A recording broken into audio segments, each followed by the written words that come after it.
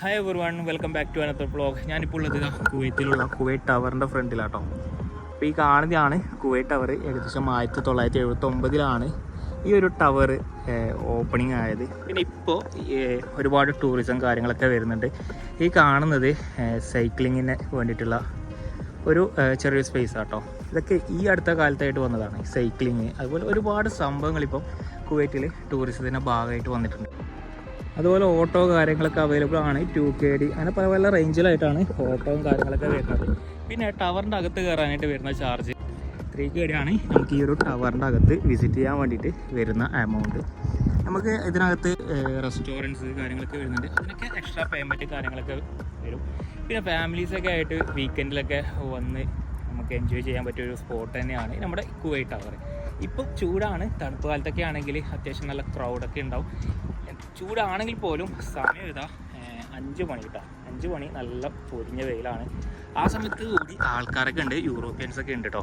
പിന്നെ ഇതാ ഈ കാണുന്നതാണ് നമ്മുടെ ഇവിടുത്തെ ദിനാർ. എല്ലാവർക്കും അറിയാം, ഇവിടുത്തെ കുവൈത്തിലെ ഏറ്റവും വലിയ ദിനാർ എന്ന് പറയുന്നത് 20KD ആണ്. മറ്റേത് 5KD നോട്ടിനെ. പിന്നെ ഈ കാണുന്നതാണ് ഇവിടുത്തെ ഫിഷ് മാർക്കറ്റ്.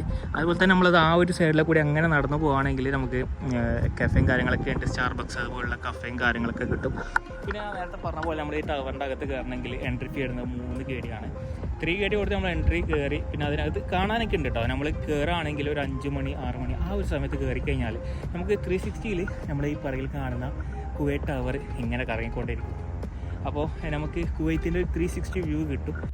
അപ്പോൾ ഇവിടെ വരിക, നമ്മൾ കുവൈത്തിലുള്ള ആൾക്കാർ നമ്മൾ ഇവിടെയുള്ള ഓരോ സ്ഥലങ്ങളും എൻജോയ് ചെയ്യുക, എക്സ്പ്ലോർ ചെയ്യുക. കാരണം ഒരു നാൾ നമ്മൾ ഈ ഒരു നാട് വിട്ട് പോവുകയാണെങ്കിൽ നമ്മൾ മെമ്മറീസിന് വേണ്ടിയിട്ട് നമ്മൾ ഇവിടെയുള്ള എല്ലാ സംഭവങ്ങളും എക്സ്പ്ലോർ ചെയ്യണം. എൻ്റെ പോളിസി ഇതാണ്, അങ്ങനെ ആയിരിക്കണം. കാരണം പടച്ചോൻ്റെ ദുനിയാവല്ലേ, നമുക്ക് കാണാനുള്ളതാണ്. അതൊക്കെ നമ്മൾ കാണുക, എൻജോയ് ചെയ്യുക. പിന്നെ ഈ ടവറിൻ്റെ തൊട്ടടുത്തായിട്ട് കടലുണ്ട്, ചെറിയൊരു ബീച്ച് പോലെ. ഇതൊക്കെ ആ ഒരു സൈക്ലിംഗ് ആയിട്ട് ബന്ധപ്പെട്ട ആ ഒരു റൂട്ടാട്ടോ.